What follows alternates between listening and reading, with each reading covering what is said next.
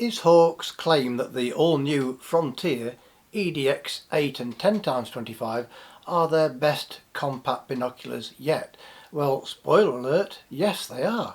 And so what we'll do today, we shall do a quick comparison test up against the already very popular and more than capable Endurance ED, and we'll take a look at the 8x25 of each version, go through everything such as the accessories, build quality and handling, and finally the all-important optics.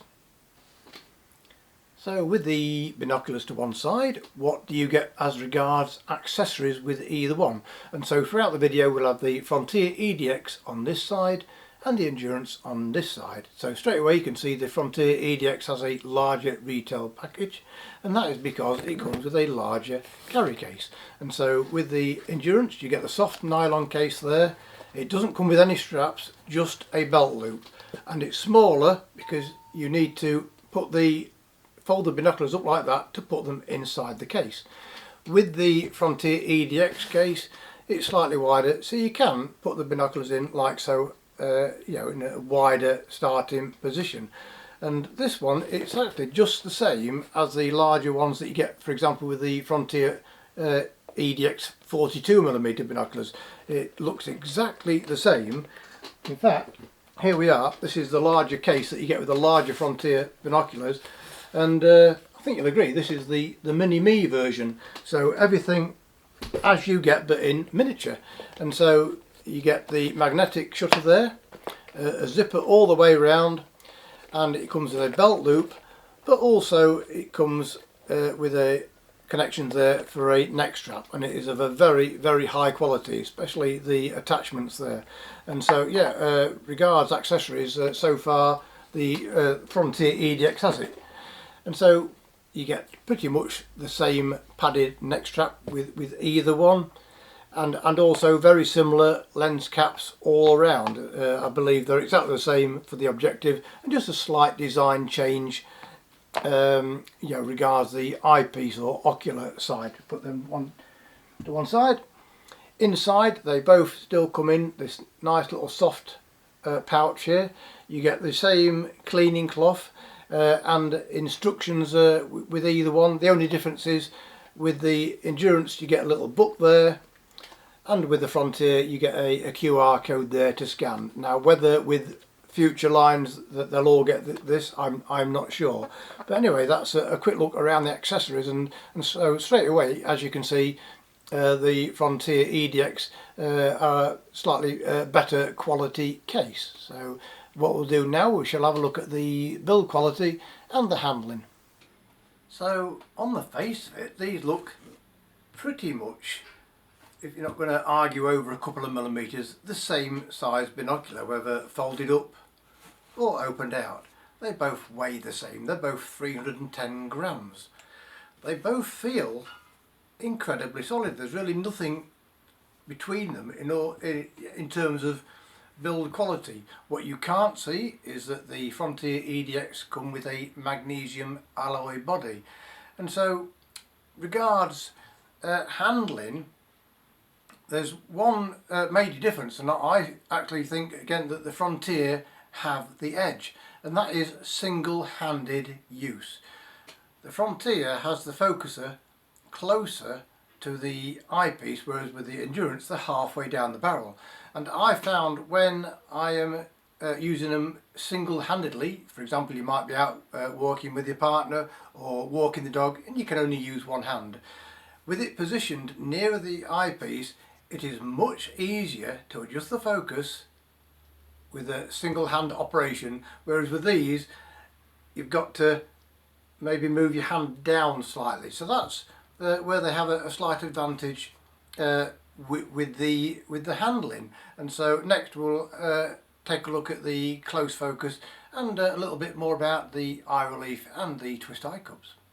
In the previous part I mentioned the positioning of the focus wheel, which I found better for single-handed use on the Frontier EDX, but also I find it much more smoother to operate. It's not saying these ones are bad, I found them slightly better.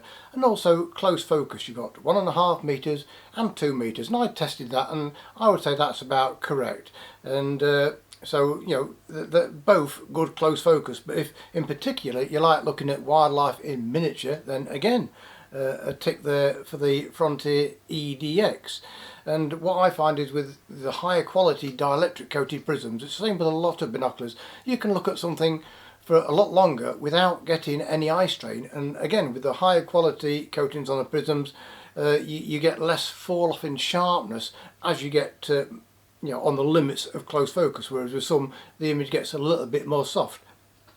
And so moving on to the eyepieces, the twist eye cups and the eye relief, you'll notice that the aperture of the Frontier EDX eyepieces is slightly wider, and that makes for a more comfortable view. And so you have 16mm eye relief and 13mm eye relief, and so I found with these spectacles on, I could just get the full field of view.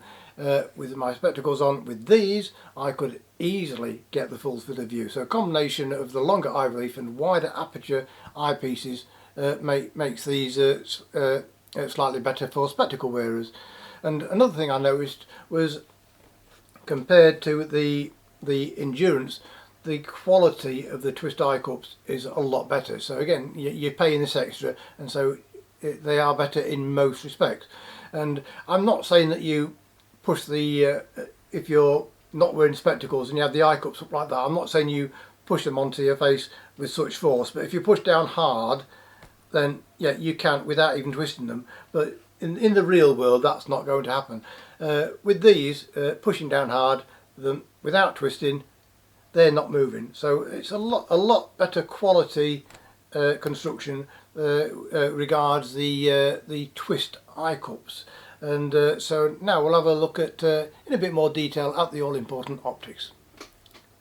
The field of view with the Endurance ED 8x25 is 6.8 degrees, or 190 meters at 1000, which is about par for the course, I would say. However, and I don't know how they've done it through such a small set, the field of view with the Frontier EDX is 8 degrees, or 140 meters at 1000. So that means at 1000 meters away you can see 140 meters wide and 119 meters with the Endurance ED. Now obviously that's an advantage if you're tracking moving objects, and it's a lot easier to keep them in the field of view, and also if you like looking at larger gatherings of animals, to get everything in the same field of view.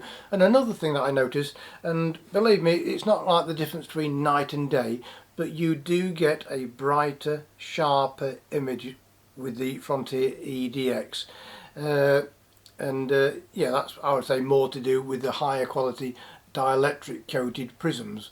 And so yeah, you do get a nice, brighter, wider view through the EDX. And so now we'll look at other things like chromatic aberration and pincushion distortion.